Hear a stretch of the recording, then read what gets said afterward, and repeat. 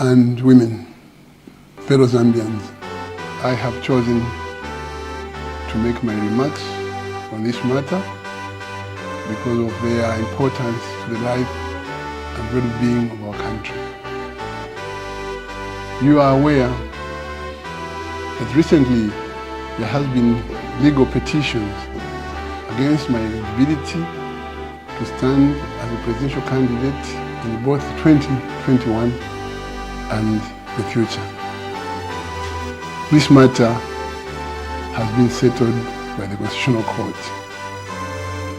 The reopening of what was settled remains illegal and a clear act of lawlessness.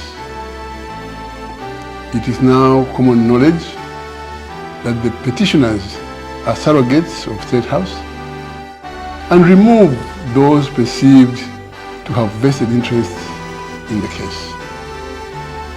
My hope and prayers are that there will be respect accorded to my application currently before the court to help restore confidence in the courts and the judiciary.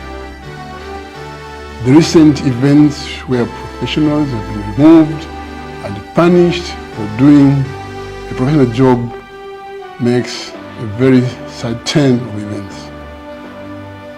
I have in mind the unconstitutional removal and harassment of the former Director of Public Prosecutions, Ms. Lilian Shawa Siuni, the Registrar of Societies, Tandiwe Piri Muhende, and the recent suspension of 3 constitutional judges, among others. All the complaints against the judges were comprehensively dealt with. We see that the matter has been, without cause or justification, reopened, and the judges now stand suspended. These developments are very serious and are undermining the rule of law and democracy in our land. The scheme to undermine the 2026 elections. It has become very evident that schemes designed to undermine the 2026 presidential and general elections have been heightened. From secret issuance of NRCs or national registration cards to the secret registration of voters. The Electoral Commission of Zambia, ECZ, has not bothered to publicize this exercise and has not bothered to conduct it in an open manner.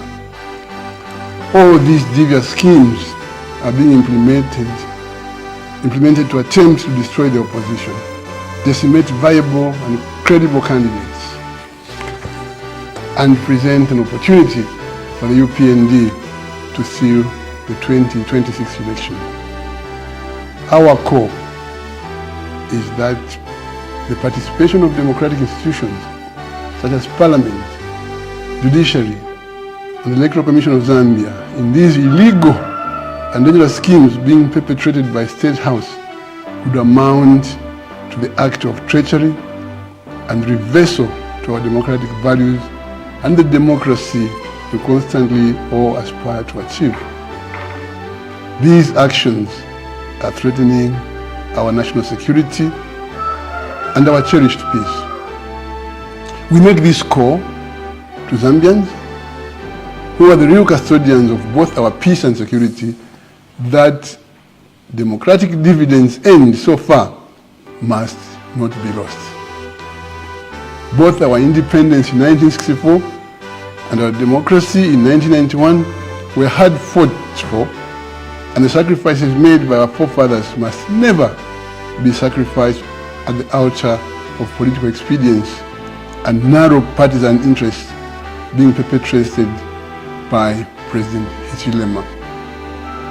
Instead of focusing on the numerous challenges and crises facing our country, such as load shedding, high cost of living, poverty, unemployment, lack of economic opportunity, volatile exchange rates, rising debt, and rising inflation, and the economic collapse that we face, President Hichilema is engaged in schemes to retain power at all costs, even at the expense of destroying our democracy and the rule of law.